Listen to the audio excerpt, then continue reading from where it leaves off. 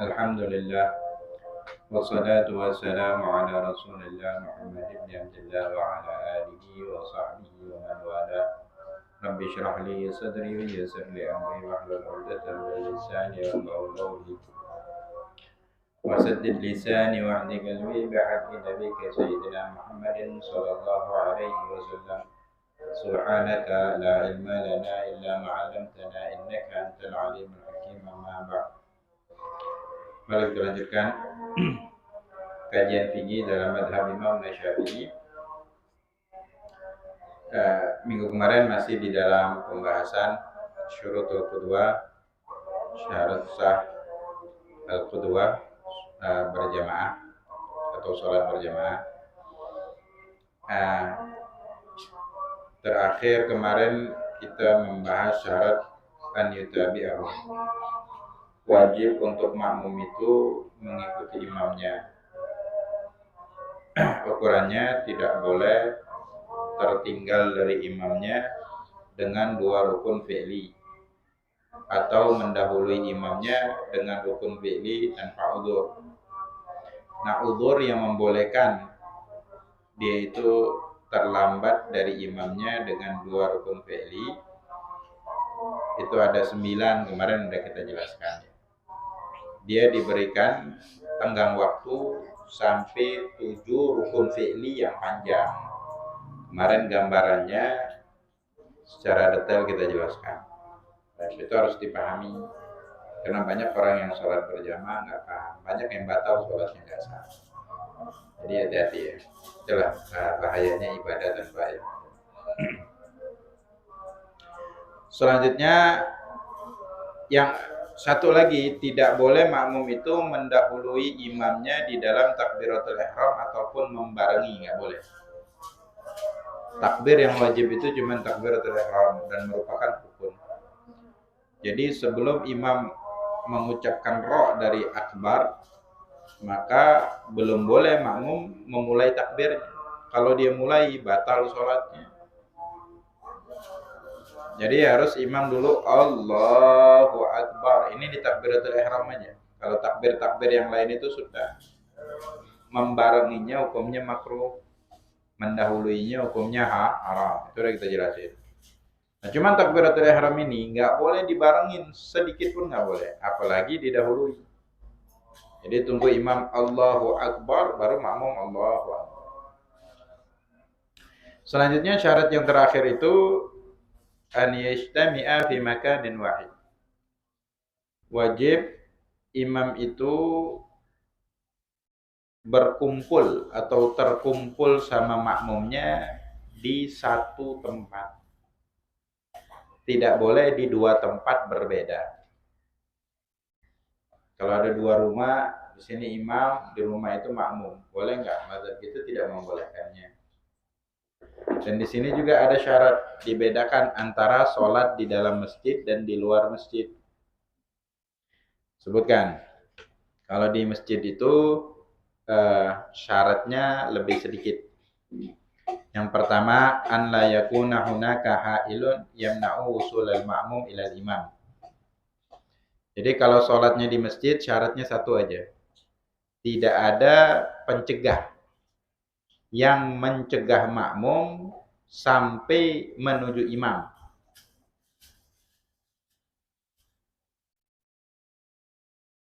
Tidak ada pencegah yang mencegah makmum sampai menuju imam.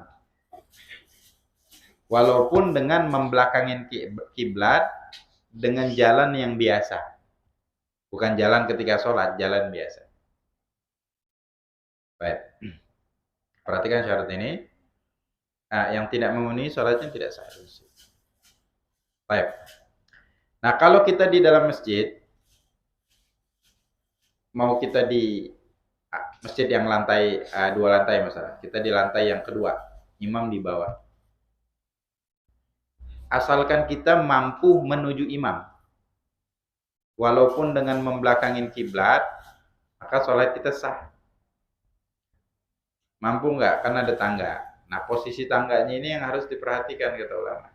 Kalau posisinya di dalam wakafnya masjid, ya ini wakaf masjid. Artinya kalau di tangga itu perempuan haid haram berdiam diri di situ.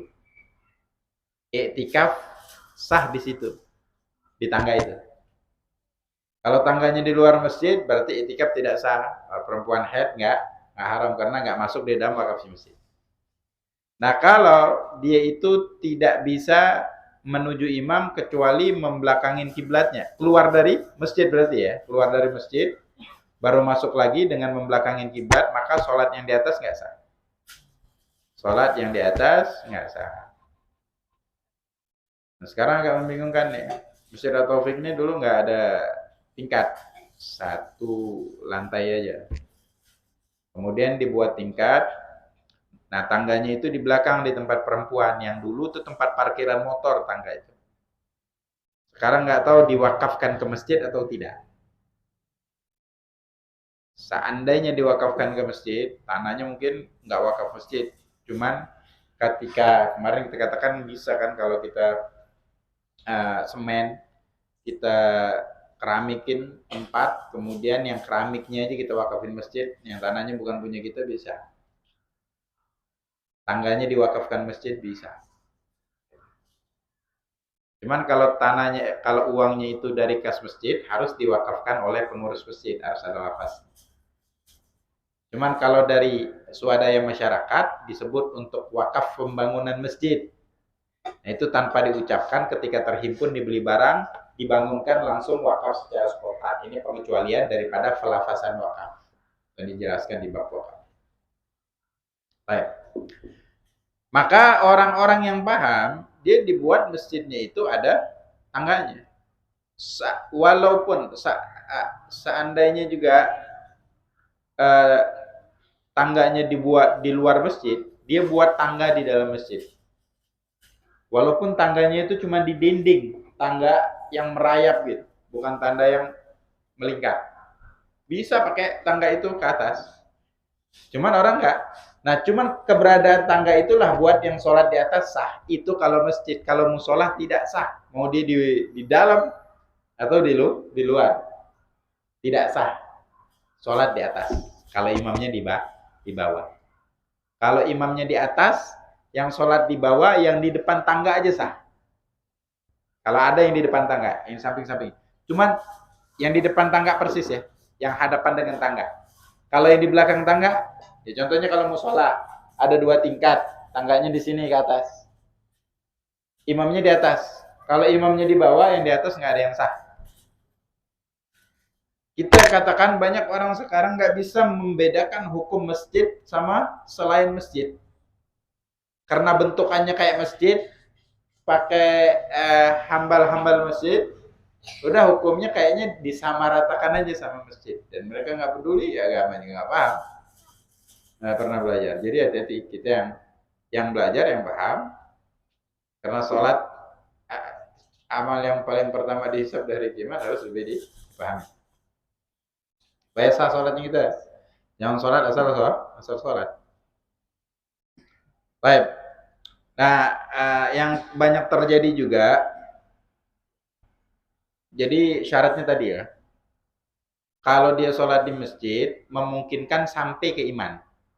Seandainya ada 2 lantai, cuman lantai di atas itu nggak ada tangga, naiknya gimana? Dia naiknya manjat, itu nggak ada yang sah di atas, karena nggak bisa sampai dengan imam dengan jalan yang mu'tad. Kalau orang dengan jalan yang biasa itu sampai dari lantai ke atas ke bawah ya dengan cara naik turun tangga atau pakai lift, masalah masjidnya pakai lift. Apa? Cuman kalau nggak ada, belum jadi, cuman sudah ada yang sholat di atas, jangan dengan cara manjat, nggak sah sholatnya. Atau masjid ini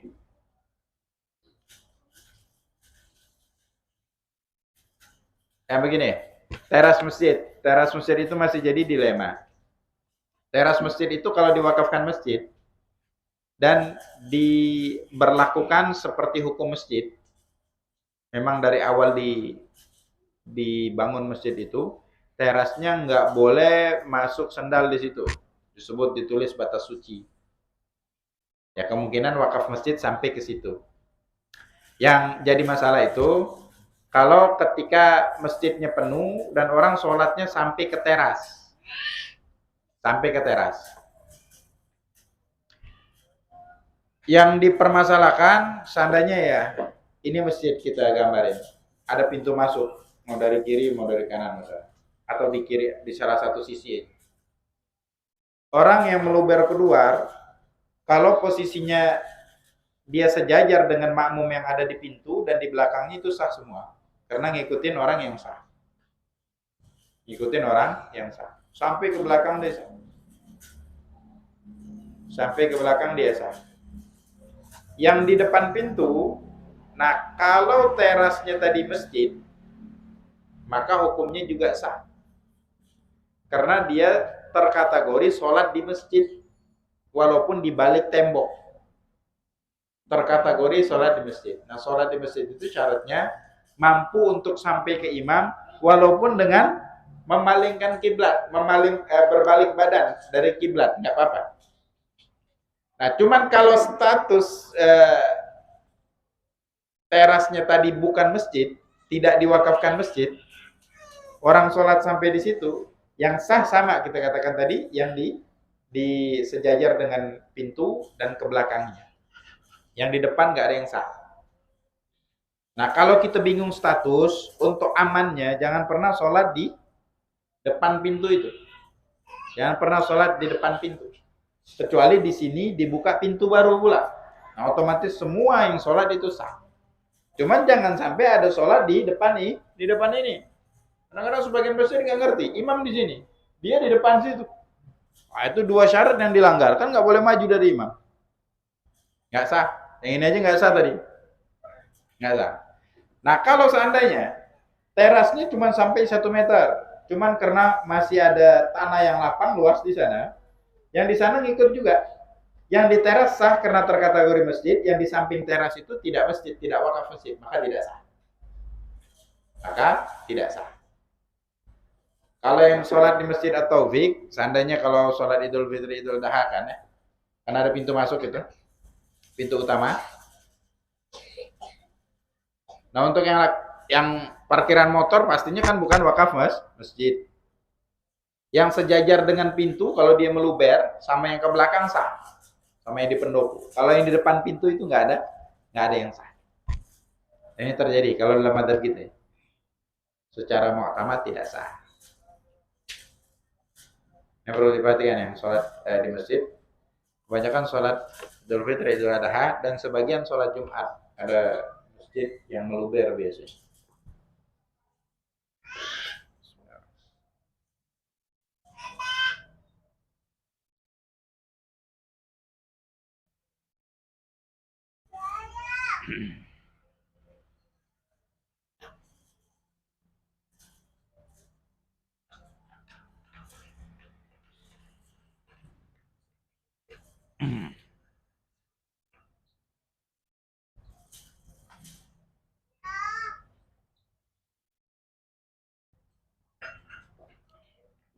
Ini di masjid ya. Nah, kalau posisinya, gambaran yang selanjutnya. Di masjid itu kita katakan, jarak itu tidak menjadi masalah. Asalkan si makmum tahu perpindahan imam dari satu rukun ke rukun. Contohnya, taruh ini masjid ya. Dan masjid, lagi kita ulangin, masjid itu yang diwakafkan masjid. Mau bentuknya 1 meter persegi luasnya, atau 2 meter persegi, ataupun setengah meter sekalipun, kalau diwakafnya masjid, dari diwakafkan sampai hari kiamat nggak akan berubah status dan nggak boleh berubah. Oke, itu hukum masjid. Kalau diwakafkan musola, dari diwakafkan sampai hari kiamat maka jadi masjid. Diwakafkan langgar ya langgar. Langgar masjid sama selain masjid, apapun namanya, mau langgar, mau musola, mau surau, mau apa lagi, terserah. Selagi namanya bukan masjid. Dan masjid dari mana bisa masih jadi masjid? Satu aja, harus diwakafkan ketika yang mewakafkan, yang punya tanah melafazkan, aku wakafkan ini masjid. Itu berubah langsung statusnya jadi masjid. Tanpa dibangun pun itu tanah udah masjid. Enggak dibangun pun itu tanah masjid. Enggak boleh buang bangkai, enggak boleh apa, saya etika dan yang lain. Jadi masjid itu bukan bangunan ya. bukan hanya sekedar bangunan. Dan bisa tanahnya nggak masjid, bangunannya diwakafkan masjid, bisa. Kita udah pernah uraikan. Jadi bukan kalau masih kecil itu musola, ntar kalau dia sudah besar, umurnya udah besar, udah dewasa, jadi masjid. Atau udah dipugar jadi masjid. Kalau wakafnya musola, itu wakaf statusnya musola sampai hari kiamat. Dan masjid sama musola hukumnya beda di dalam syari. Itu yang kita katakan. Bukan kapasitas yang menentukan itu masjid atau musola, enggak. Ketika diwakafkan musola sampai hari kiamat musola. Dan musola sama masjid beda. Masjid itu bisa itikaf, sholat tahiyatul masjid. Nggak ada tahiyatul musola, nggak ada. Nggak ada tahiyatul langgar, nggak ada. Tahiyatul masjid adanya. Dan perempuan haid dan nifas, laki-laki yang junub atau perempuan yang junub dilarang berdiam diri di dalam masjid. Musola enggak, langgar tidak. Jadi statusnya berbeda ya. Status masjid dan langgar itu berbeda. Dan hukum di dalam sholat berjamaah pun berbeda.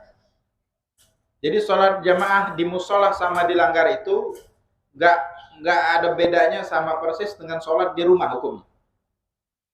Dari syarat keduanya ya. Dari syarat kedua. Dan nggak bisa etikaf. Bukan sholat jamaahnya ya. Kalau di rumah sholat sendirian, di langgar musola ya sholat berjamaah ya, dapat pahala jamaahnya. Artinya dari syaratnya. Ini nih, yang syarat yang kita bahas ini. Kalau di masjid kan syaratnya satu aja. Mampu untuk menemui imam sampai menuju imam walaupun dengan membelakangin kiblat. Kalau dia sholat di masjid, ya, ini masjid, cuman disekat pakai kaca permanen. Dia sholat di sebelah sana, imam di sebelah sini, nggak sah karena nggak bisa sampai ke imam. Kalau ada dua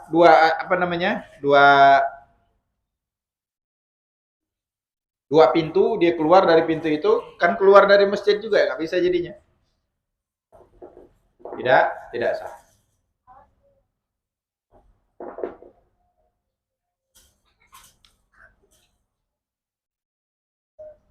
Contoh gampang lagi untuk memperjelas. Kalau cuma dua makmumnya, makmum di sini, imam di sini, makmum di sana, di teras masjid.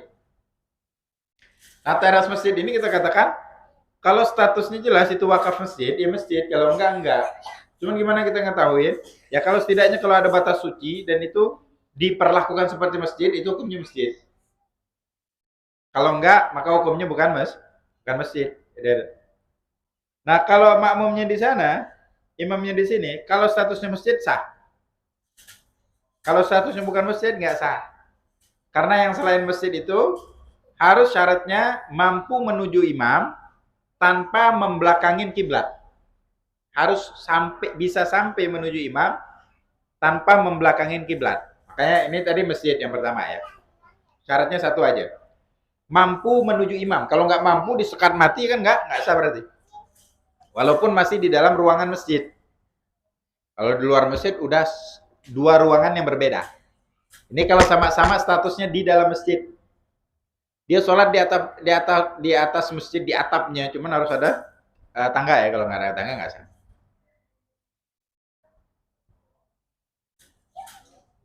Itu tetap sah kalau ada tangga. Yang kedua, jadi mampu menuju imam walaupun membelakangin kiblat dengan cara berjalan yang biasa. Yang kedua,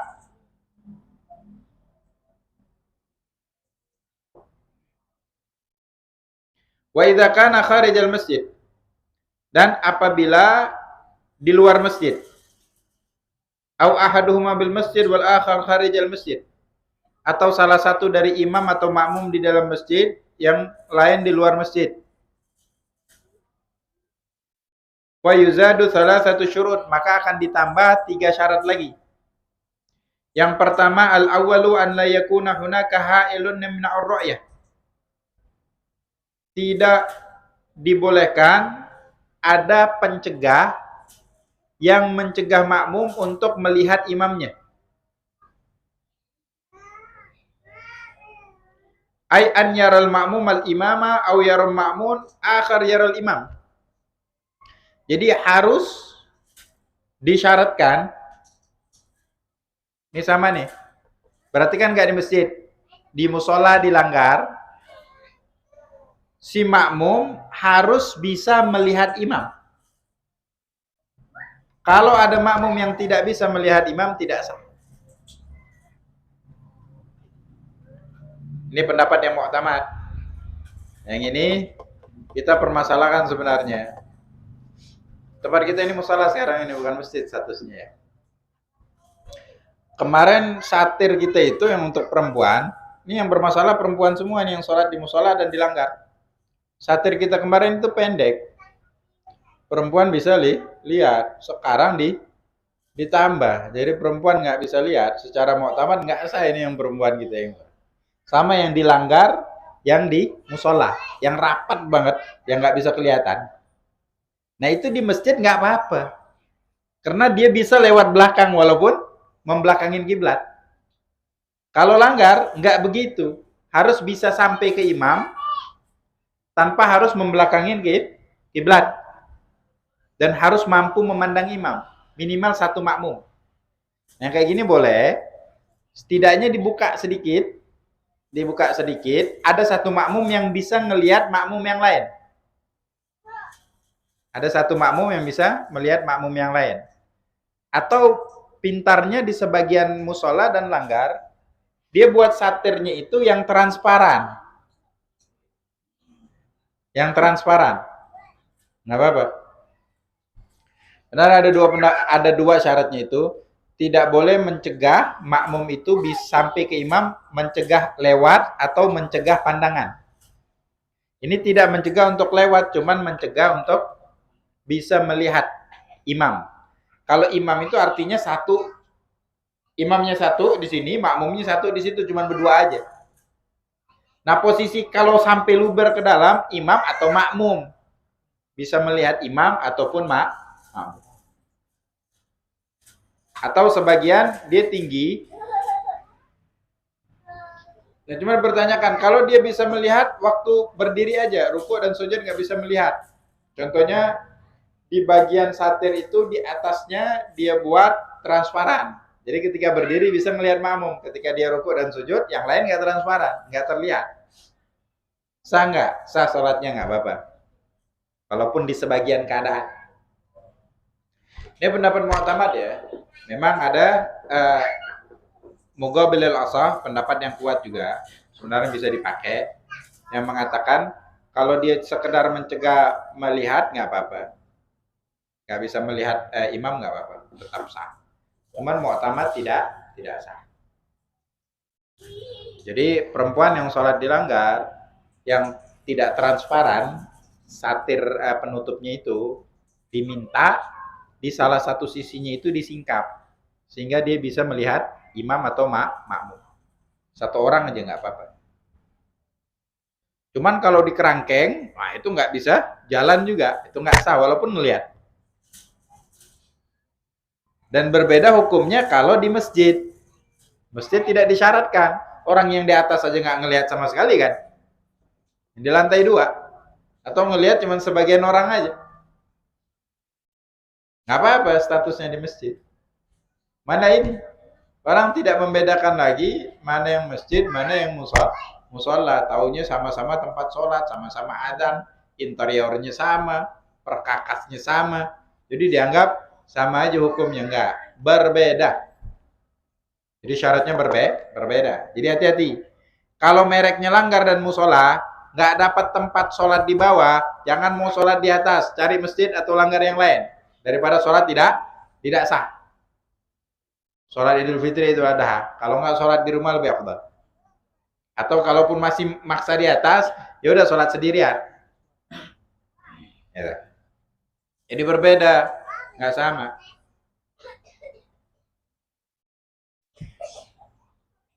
Sama yang dia buat majelis di rumahnya dia. Ada perempuan juga mau dipakein satir ketika sholat, nggak boleh. Kecuali minimal satu orang ngelihat makmum yang di depan. Jadi disingkap sedikit. Oke. Kalau mau pakai satir harus disingkap sedikit. Jadi harus ada satu makmum yang perempuan yang ngelihat. Jadi kalau di musola dilanggar itu yang dipermasalahkan makmumnya. Kalau di Jawa banyak musola itu dibagi dua, satu sini perempuan, satu laki-laki. Jadi sejajar laki-laki dan perempuan. Itu mah makruh aja, sah-sah aja. Cuman satirnya tetap sama sampai sampai habis. Kalau itu masjid sah, kalau nggak masjid tidak sah secara mu'tamad. Harus perhatikan. Harus diperhatikan. Jadi hukum masjid tidak sama dengan langgar ataupun musola.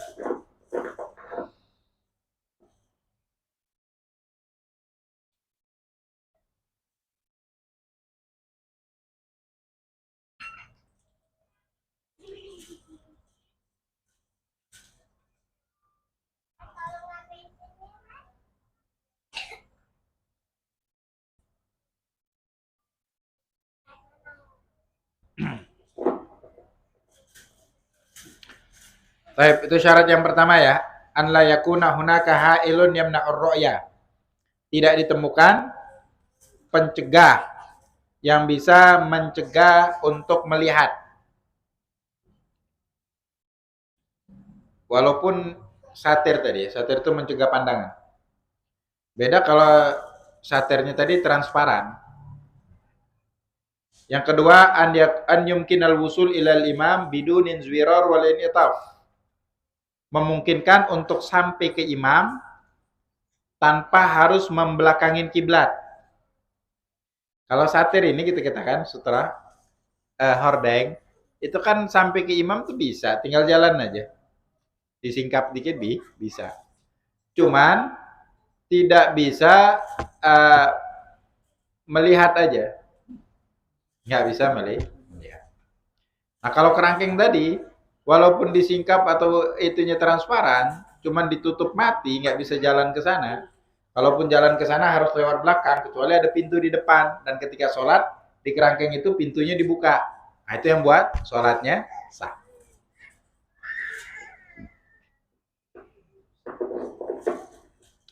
Kita dari awal sholat jamaah itu pahalanya besar 27 derajat, cuman syarat dan ketentuan berlaku.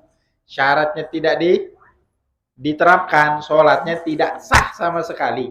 Artinya dia meninggalkan sholat bakal diazab di hari kiamat karena meninggalkan sholat. Gitu ya. Jadi maksudnya ibadah nggak boleh ibadah. Pekerjaan duniawi ya, kalau kita kerja sama orang lain nggak boleh asal kerja, pecat sama orang. Allah Ta'ala punya syariat. Mau asal-asal aja kita melaksanakan syariatnya. Nggak semudah itu masuk surga. Neraka dulu minimal nanti. Walau kana hunaka ha'ilun yamna'ul wusul mutlaqan aw yumkinu wusul walakin bin zwira wa mitaf fala tasihul jamaah. Ini yang menyebabkan salat musalla yang dua tingkat tadi tidak sah, langgar yang dua tingkat tadi tidak sah di tingkat yang tidak ada imamnya. Kan bisa aja imamnya di tingkat atas, makmum tingkat bawah, atau sebaliknya. Maka tidak sah. Tidak sah. Tempat kita belajar itu ada namanya ribat tarim. Bangunannya itu luas, ada dua tingkat. Kalau ada acara besar, kayak acara maulid di malam hari, yang di atas buat imam sendiri, yang di bawah buat imam sendiri. Nggak latahan. Bentuknya kayak masjid, ada mihrab di bawahnya. Oh ini hukumnya masjid, ikut aja yang di atas, ikut makmum di bawah. Hukumnya tidak sah, sholatnya batal. Nah, orang yang paham buat dua jamaah, yang di atas imam sendiri, yang di bawah imam sendiri. Beda.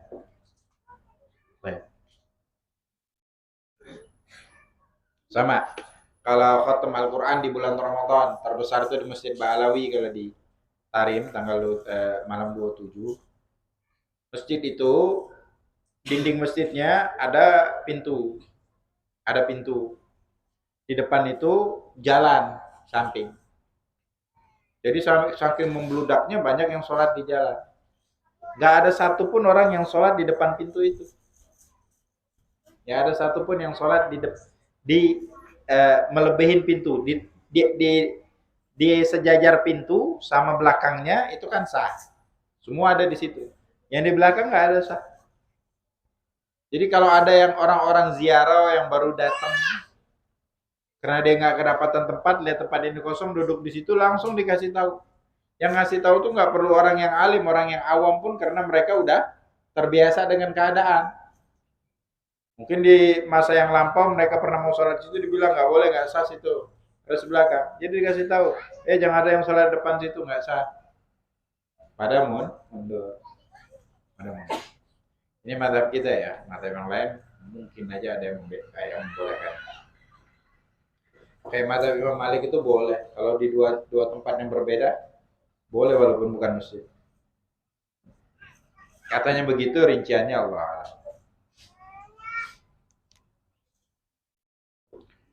Selanjutnya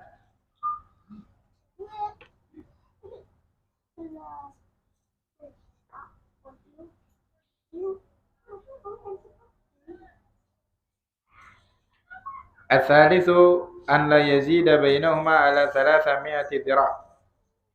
Yang ketiga, tidak boleh jaraknya itu melebihi 300 dhira', yaitu 300 hasta. Kurang lebih 150 meter lah. Jadi kalau dia sholat di halaman yang luas, bukan masjid, jarak antara imam dan makmum kalau sholatnya berdua aja ini. Kalau sholatnya ribuan, mau sampai berkilo-kilometer juga nggak apa-apa. Kalau cuma berdua aja, jarak maksimal antara imam dan makmum itu 150 meter. 150 meter. Kalau dia 160, 170, imamnya di sini, makmumnya jauh banget, saking benci nggak mau deket-deket doang. Cuman mau berjamaah di sholat. Ini yang pertama nggak dapat fadilah sholat berjamaah, karena lebih dari 3 dhira aja nggak dapat. Ini lebih dari 30 dhira bahkan 150 lebih. Itu nggak dapat fadilah. Cuman masih sah. Jadi ingat gambarannya, jangan diingat nggak boleh 150. Ini kita sholat kayak di Monas kemarin lebih dari berkilo-kilometer, sah nggak? Itu kalau imam dan makmum aja. Sholat di Monas lagi 212. Itu sampai panjang kemana-mana, sampai berkilo-kilometer. Atau sholat di sebagian masjid Istiqlal kalau Idul Fitri itu Adha, kadang-kadang sampai berkilo-kilometer, sampai beratus-ratus meter atau berkilo-kilometer bahkan. Sah atau tidak? Sah-sah aja, walaupun udah keluar dari masjid. Karena yang tadi disyaratkan kalau cuma satu. Ini kan karena itu jarak antara makmum dan makmum itu cuma 1 meter. Cuman 120 meter atau 2 meter paling jauh. Itu yang disyaratkan. Baik, ini ya 3 syaratnya. Tambahan 3 syarat. Selanjutnya masuk ke pembahasan baru, adzarul Jum'ah wal jamaah. Uzur sholat Jumat dan jamaah.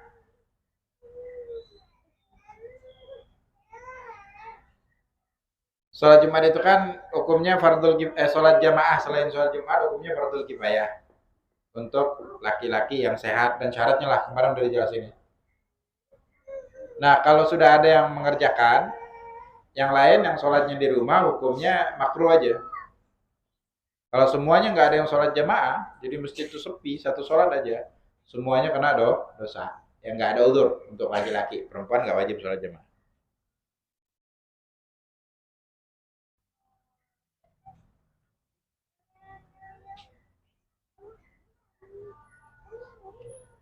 Cuman ada uzur.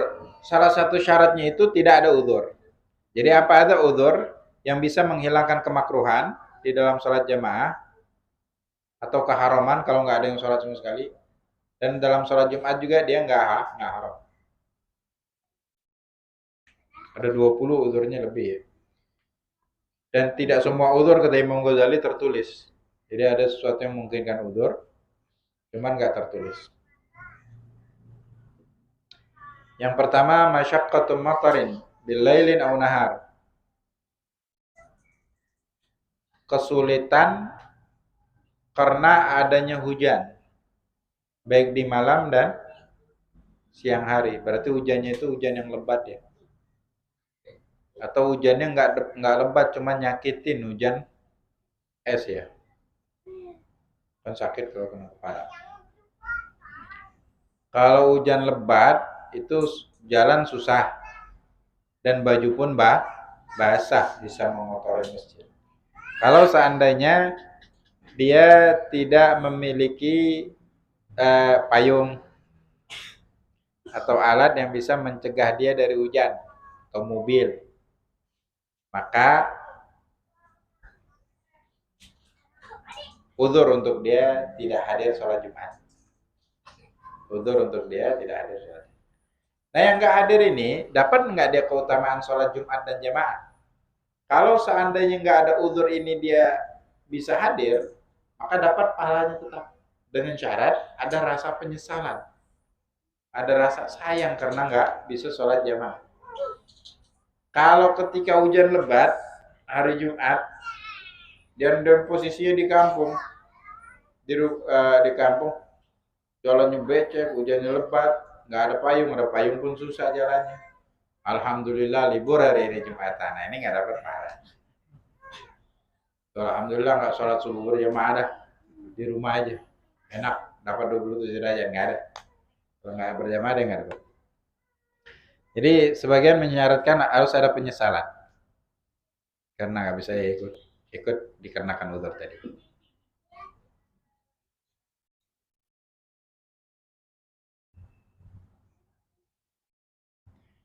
Baik. Kalau hujannya nggak lebat, cuman rumahnya itu harus melewatin pasar yang kumuh, dan walaupun hujannya sedikit, dia tetesan dari saluran air yang dibuang ke jalan di pasar itu bisa mengotorin dirinya, maka juga dianggap uzur untuk nggak sholat Jumat atau Jumat. Selanjutnya syiddatur rihi bil lailin aw waqti subhin li'adami masyaqqatiha fihima.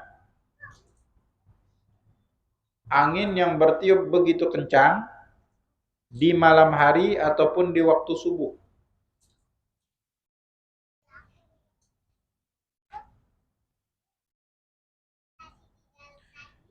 Jadi bukan angin jenis angin topan itu ya.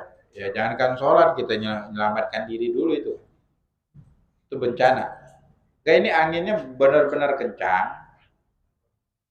Cuman kencangnya itu memungkinkan ada pohon yang tumbang dan terjadinya di malam hari, yang mana pada zaman dulu malam hari itu nggak ada penerangan jalan. Kalau nggak ada cahaya rembulan, nggak ada penerangan jalan. Jadi kalau ada kelapa jatuh, pohon jatuh, duren jatuh, kita kan nggak tahu. Memungkinkan kena itu semua.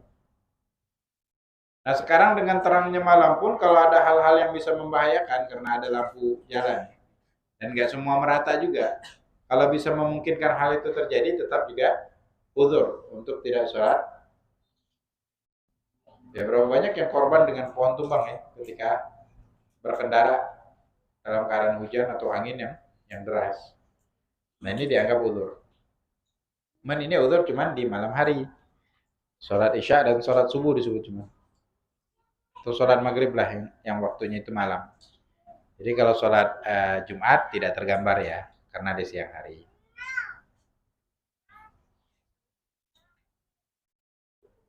Kecuali kalau di siang hari itu rehnya rehus samum. Rehus samum itu kita nggak ada ini. Di udara yang sangat panas, kadang-kadang suhunya itu sampai mendekati 40 derajat. Ketika angin berhembus itu, anginnya itu kalau kena kulit, apalagi kena wajah, pedih gitu.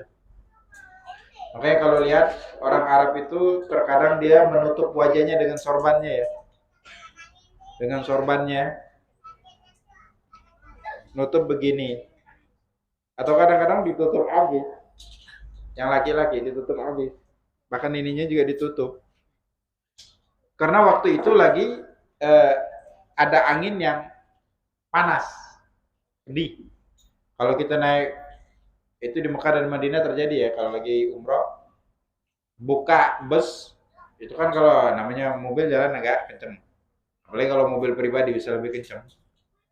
Kalau mau ngerasain ini tinggal buka aja jendelanya, Kita nampang muka aja di depan jendela ini. 5 menit, 10 menit aja. Kita pakai peci begini.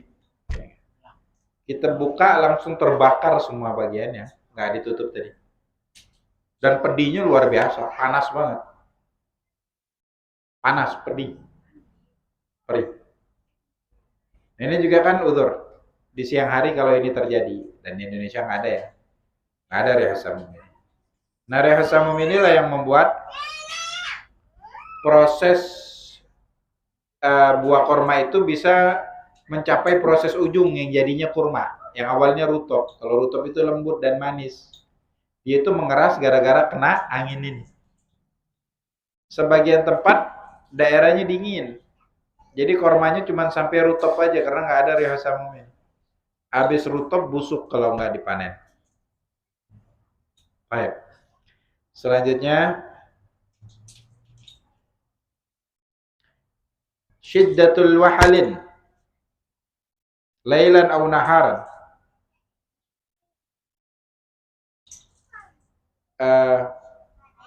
Apa namanya? Becek yang begitu sangat. Becek ini bukan becekannya ya. Lumpur lah.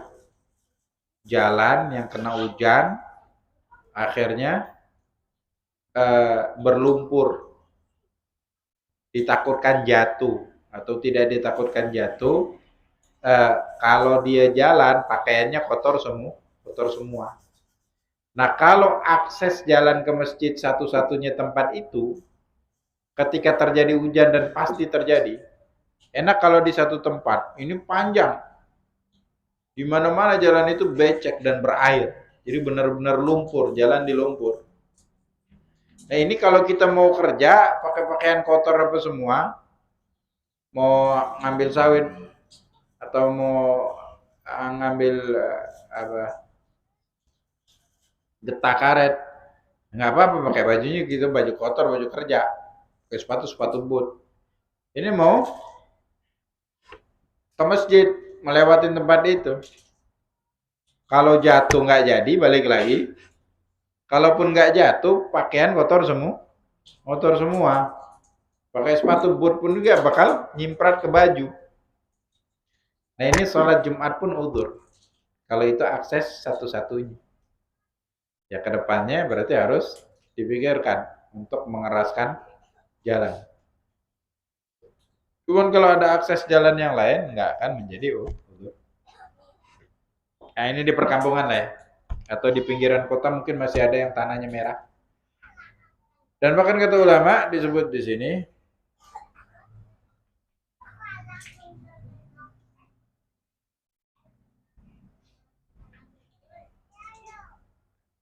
walau binisban lima indahu dabah wala yukallib rukubuhuma.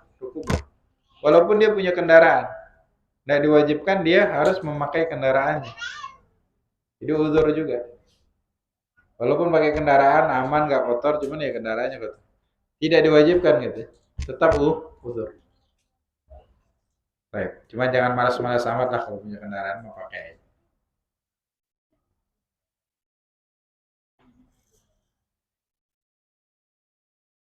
Karena kalau seandainya dia udzur, tidak ada wajib, cuman dia lebih memilih ikut. Jadi pakai pakaian biasa dulu sampai di sana dia ganti. Nah, ini pahalanya berkali-kali lipat. Jadi orang yang ibadah tanpa halangan sama ibadah menempuh halang rintang itu pahalanya lebih sulit. Hadir taklim waktu kosong, badan sehat, nggak pusing, nggak apa, baru gajian. Pahalanya beda dengan yang dia hadir taklim, istrinya ngamuk, udah sebulan pulang ngamuknya. Terus utang juga banyak, tagihan banyak, uang baru gajian langsung habis. Masalah banyak, ngantuk lagi capek. Dia hadir taklim, beda pahalanya itu. Dan orang anggap hadir majelis taklim kan bukan ibadah ya. Bukan ibadah yang paling afdal kata Imam Syafi'i. Hadir majelis taklim. Majelis taklim itu yang ada kajiannya ya. Bukan yang sekedar ceramah atau sekedar zikir apa semua. Terus ya lucu-lucuan dan yang lain. Cuma enggak, bukan majelis taklim, zikirnya aja tuh. Majelis zikir sama majelis taklim lain beda. 70 kali lipat bedanya yang wajib sama yang sunnah. Baik. Selanjutnya di Masjid At-Taufik malam Rabu kita tentang pembahasan ilmu di kitab Nasihat Diniyah. Udah 3 kali pertemuan di situ. Pembahasannya masih hangat tentang ilmu.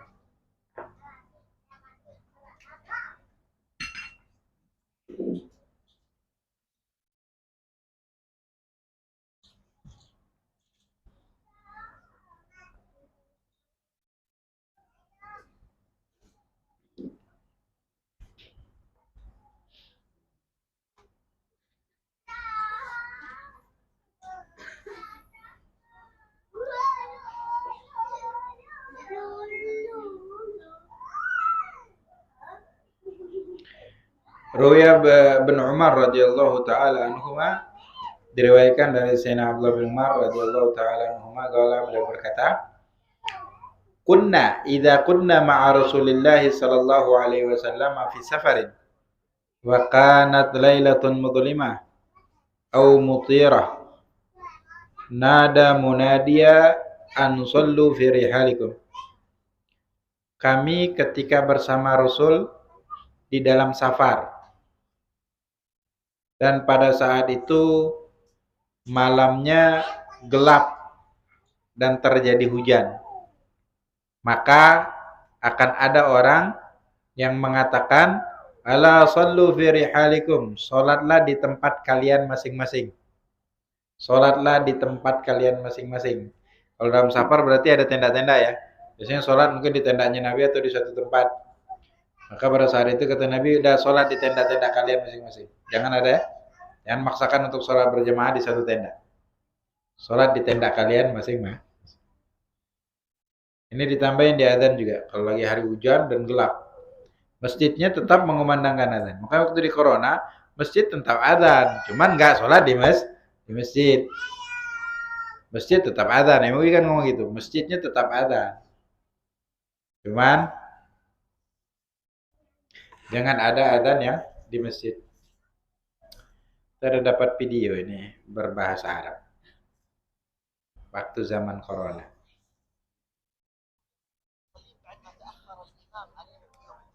المشكلة ما هي هنا، المصيبة خطبته دونت في التاريخ إلى اليوم اللي أكلم.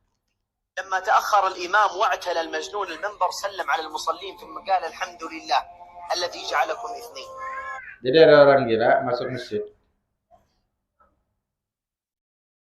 Oh ini enggak kejadiannya di salah satu negeri Arab aja ya. Ada orang mau sholat Jumat, khatibnya telat masuk masjid. Akhirnya dia naik ke atas mimbar. Dia berkhutbah. Alhamdulillah, zat yang menjadikan kalian itu dua golongan. Golongan yang pertama, golongan yang miskin supaya kalian bersabar atas kemiskinan. Dan yang kedua, menjadi golongan yang kaya supaya kalian bersyukur. Kan tetapi apa yang terjadi? Orang yang kaya di antara kalian tidak bersyukur, yang miskin tidak bersabar. Dan orang yang besar di antara kalian tidak ada yang mencegah atas kemungkaran. Dan hati kalian dipenuhi dengan rasa dendam dan kebencian. Semoga Allah melaknat kalian semua. Dan berdirilah untuk melaksanakan sholat, wahai orang-orang munafik. Terkadang orang gila lebih berakal daripada orang yang berakal. Omongannya sadar. Ada orang sadar, omongannya gila.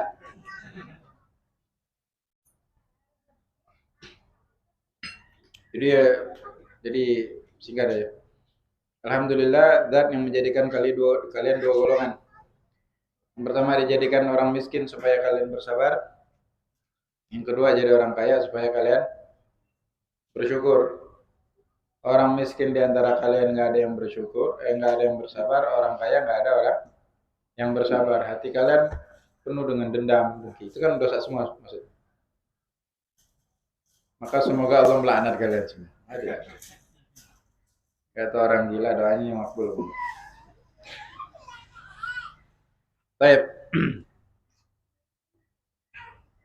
Jadi tadi ketika ada hujan, ada bencana, adzan tetap. Cuman di dalam adzannya itu disebut ala sallu fi rihalikum, habis hayya alal falah. Ala sallu fi rihalikum, artinya salatlah di masjid-masjid kalian, di rumah-rumah kalian. Gak usah ada yang datang ke masjid. Itu dikemanakan sunnah, ditambah. Nggak ditambah pun nggak apa. Baik. Jadi zaman corona tetap masjid yang awal-awal itu kan. Karena masih cari-cari cara gimana dari awal. Sepakat ini MUI pun ikut untuk bersama pemerintah dalam hal menanggulangi. Man karena akhirnya ada ketimpangan, yang di sini dibolehkan beroperasi, di masjid nggak boleh beroperasi, mulai sedikit MUI pun malas. Yang kritikus ya, bukan yang menjilat. Akhirnya mereka pun malas untuk memberikan dukungan. Udahlah kalau di sana udah dibuka, kenapa masjid ditutup gitu kan? Akhirnya begitu. Ya benar, awalnya benar kan, awalnya benar. Ala sallu fi rihalikum. Sebenarnya Nabi pun mencegah, jadi nggak salah. Oh masjid dibuka. Nah ketika jadi ketimpangan, ya boleh itu kritik, boleh dan bagus. Kenapa di sana dibolehkan? Apa corona cuma ada di masjid? Kan awalnya begitu. Man kalau pendapat awam nggak mungkin lah rumah Allah nggak masuk corona, itu kan pendapat orang bodoh ya. Enggak. Sedangkan hujan aja kata Nabi nggak sholat di masjid pun nggak apa-apa. Bahkan ada dalam adzannya begitu menghimbau jangan datang ke masjid. Apalagi udah ada musibah corona atau on kayak kemarin. Selanjutnya,